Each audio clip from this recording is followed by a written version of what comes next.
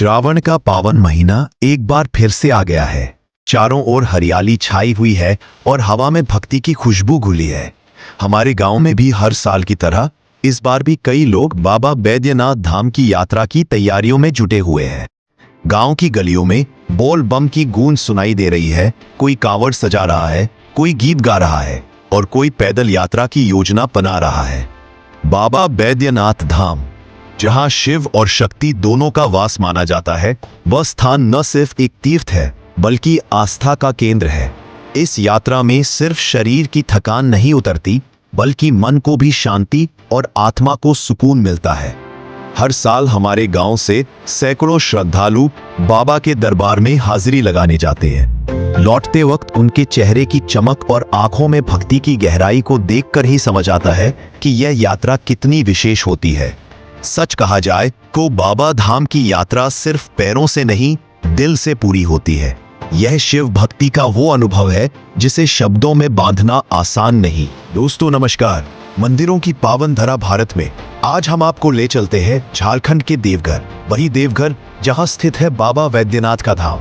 अब यह तो हम सभी जानते हैं कि देवघर मंदिर 12 ज्योतिर्लिंगों में से एक है, लेकिन इसके अलावा यह मंदिर एक प्रमुख शक्तिपीठ भी है, क्योंकि माना जाता है कि यहाँ माता सती का हृदय गिरा था।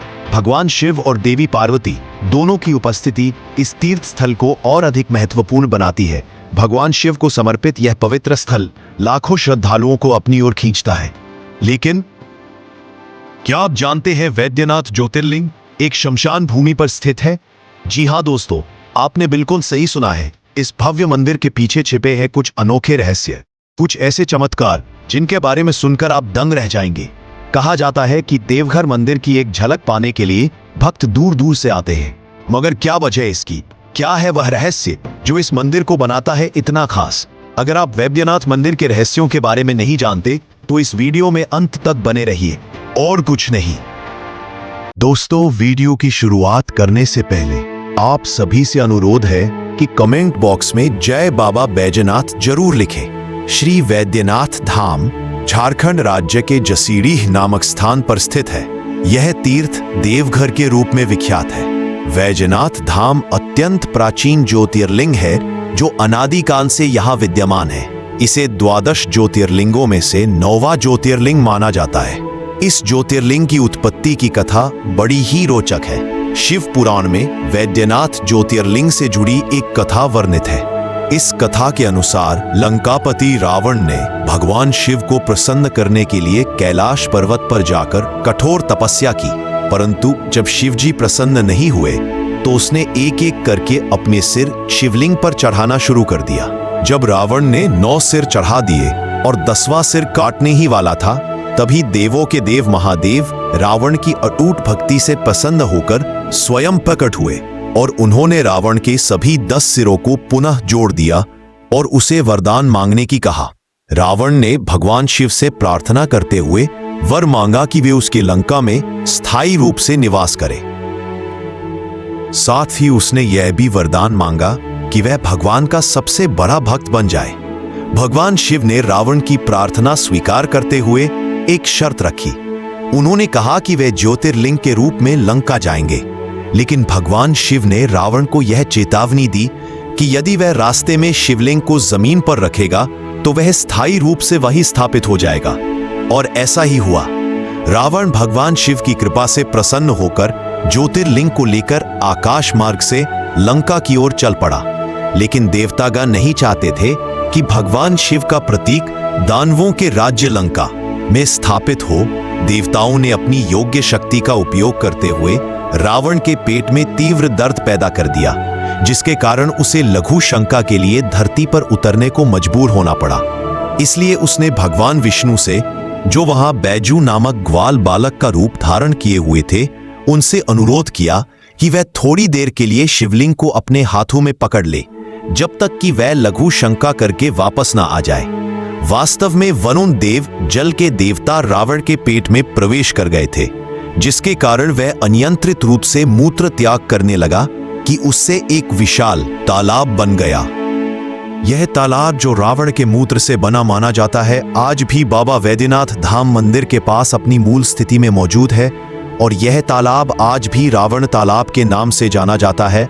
दोस्तों, क्या आपने यह तालाब देखा है? कमेंट करके जरूर बताइएगा।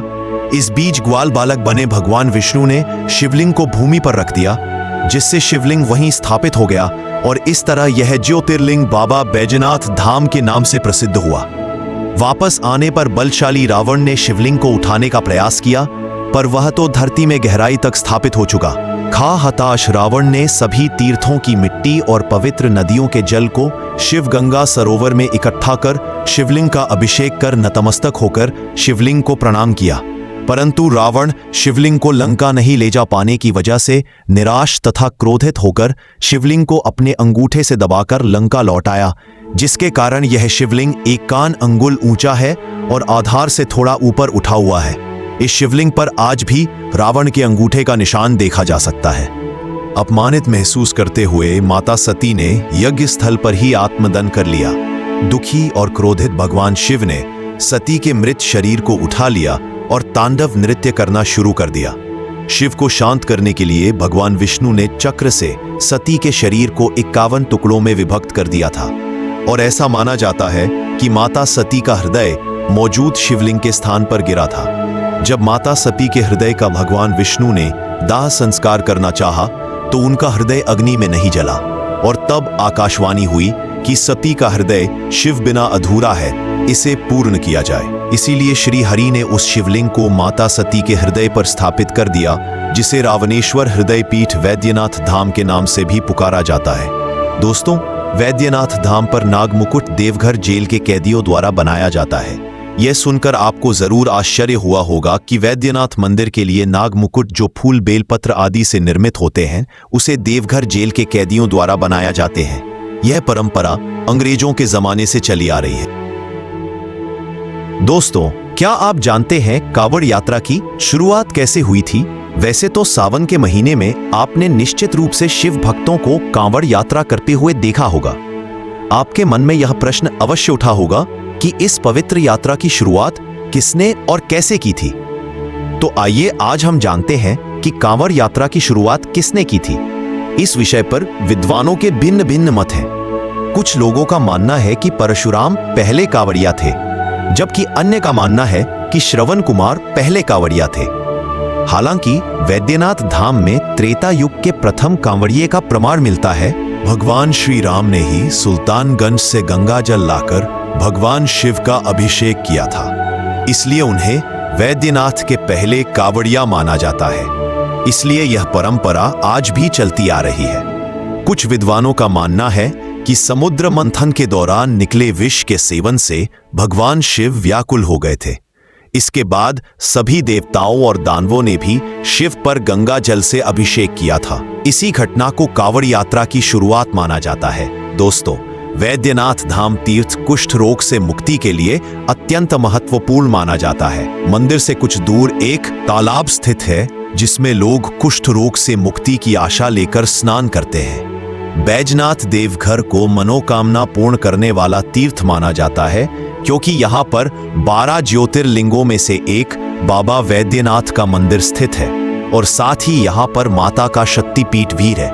बैजनाथ धाम से करीब 100 किलोमीटर दूर सुल्तानगंज में उत्तरवाहिनी गंगा बहती है। ऐसी मान्यता है कि यहाँ से गंगा जल लाकर बैजनाथ धाम में भगवान शिव पर चढ़ाने से मनोवांछित फल प्राप्त होते हैं। दोस्तों, ये जानकारी अच्छी लगी तो वीडियो को लाइक करके कमेंट बॉक्स में जय बाबा बैजनाथ जरूर लिखें और ऐसी ही जानकारी पाते रहने के लिए हमारे चैनल को सब्सक्राइब करके बेल आइकन दबा दीजिए। मिलते हैं अगले एक और दिलचस्प वीडियो में। तब तक के लिए हर हर महादेव।